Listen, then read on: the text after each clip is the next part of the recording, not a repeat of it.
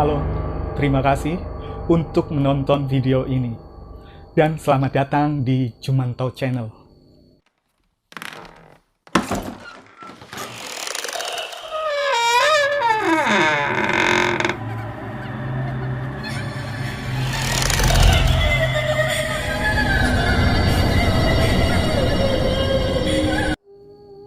Kejadian ini dialami oleh sopir bus malam bernama Yosef Suryaningrat.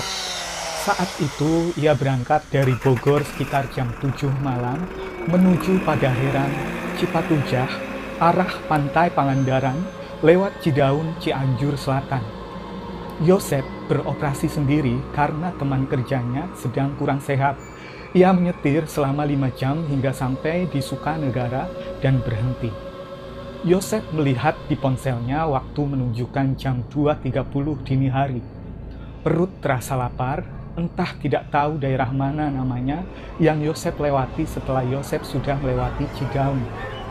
Di jalanan cuma kendaraan Yosef saja, tidak ada kendaraan lain, dan di depan Yosef terlihat seperti ada warung kopi. Yosef pun mempercepat laju kendaraannya. Sebelum melanjutkan menonton video ini, bantu channel ini supaya berkembang dengan cara subscribe, like, dan nyalakan lonceng notifikasinya. Juga share sebanyak-banyaknya ke seluruh sosial media teman-teman semua. Warung tersebut dari depan terlihat remang-remang karena hanya diterangi beberapa lentera.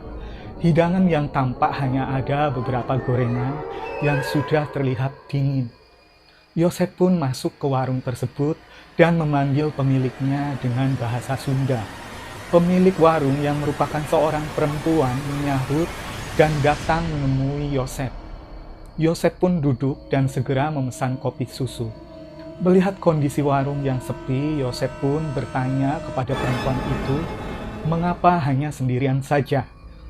Perempuan itu pun menjawab bahwa suaminya sudah tidur di kamar dan warungnya tetap masih buka karena sering disinggahi para supir truk yang lelah dan ingin ngopi seperti Yosef. Kopi pun disuguhkan ke Yosef, namun makin lama Yosef duduk di warung itu, perasaan Yosef makin gak nyaman.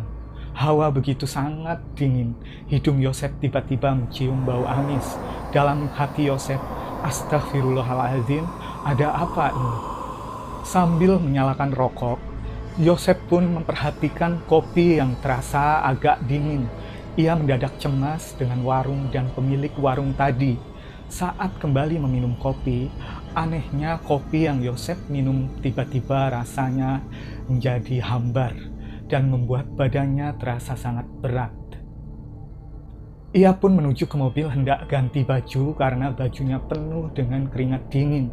Namun ia dikejutkan dengan sesuatu hal. Mendadak, mata Yosef melihat kepala anak kecil menggelinding ke tengah jalan dan seorang perempuan yang seisi perutnya terburai keluar, wajahnya hancur dengan rambut yang terkelupas sama kulit kepalanya. Tangannya melambai-lambai ke Yosef seperti ingin minta tolong. Yosef ingin menjamkan matanya.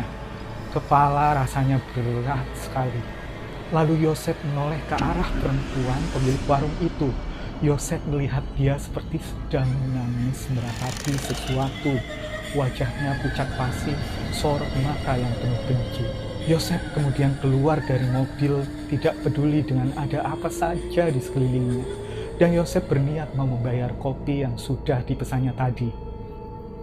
Yosef sudah merasa ada sesuatu yang tidak beres dan bergegas untuk menuju mobil. Namun entah mengapa, kaki dan badan Yosef terasa sangat berat. Ia bahkan sudah pasrah jika saat itu ajal datang menjemputnya. Tiba-tiba Yosef dikagetkan oleh suara klakson truk yang berhenti tepat di belakang mobilnya. 3 armada truk berjejer di belakang mobilnya dan para pengemudi truk tersebut menghampirinya dan bertanya, mengapa Yosef berdiri sambil bengong di tempat tersebut. Yosef pun bercerita tentang seluruh kejadian yang dialaminya. Ternyata usut punya usut, daerah yang sedang dilewati Yosef tersebut merupakan daerah angker. Warung yang disinggahi Yosef tersebut rupanya sudah tidak ada, dan dulunya pernah hancur tertabrak oleh truk. Keluarga beserta pemilik warung semuanya sudah meninggal dunia karena terlindas truk tersebut. Akhirnya, salah satu dari ketiga supir truk tersebut memutuskan untuk menemani Yosef menuju tempat tujuan dengan selamat. Kejadian seram yang dialami Yosef adalah satu dari banyaknya pengalaman mistis yang dialami oleh sopir-sopir kendaraan malam. Bahkan tidak sedikit yang terjebak untuk mampir ke warung-warung gaib yang tidak nyata itu. Jangan lupa berdoa sebelum dan selama berkendara. Semoga tidak bertemu dengan hal-hal yang tidak diinginkan. Saran saja, jangan berkendara malam sendirian, karena kita tidak tahu apa yang akan terjadi di jalanan. Terima kasih sudah menonton video ini. Bantu channel ini supaya berkembang dengan cara subscribe, like, dan nyalakan lonceng notifikasinya. Juga berikan komentar sebagai bentuk support ke Jumanto Channel supaya dapat menghadirkan video yang lebih baik lagi. Sampai jumpa di video selanjutnya.